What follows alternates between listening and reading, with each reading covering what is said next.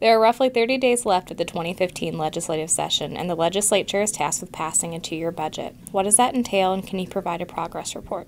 Well, I don't know about a progress report, but we should be seeing the House budget, which is the first budget to roll out this year, on Friday.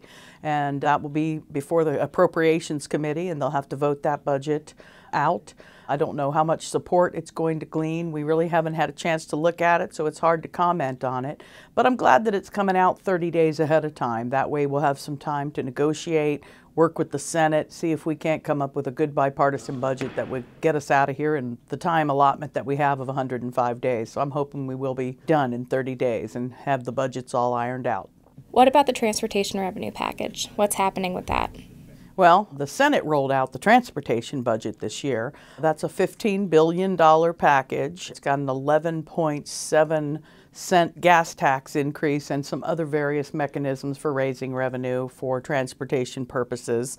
It's also tied up with some reform bills for the Department of Transportation. There have been a lot of boo-boos on the part of the Department of Transportation, like the 520 pontoons and Big Bertha stuck in the hole. There have just been some issues with transportation that a lot of folks around here are saying, look, no more money until we get some of those reforms in place and can assure our taxpayers that we're going to get the best value that we can for taxpayer dollars for transportation.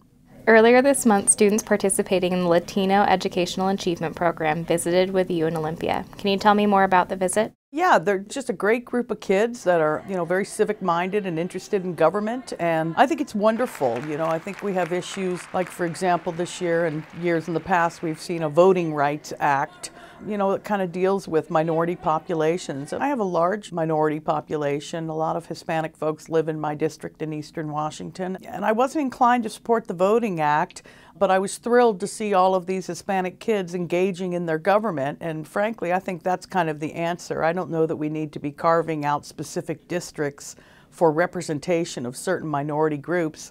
I'm a pasty, white, middle-aged woman, but I represent my Hispanic population in my district very well.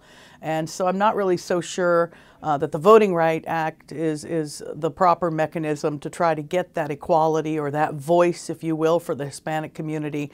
But I sure love to see young people, Hispanic young people, involved with the LEAP program, getting involved, engaging in politics, and really learning what this system is about.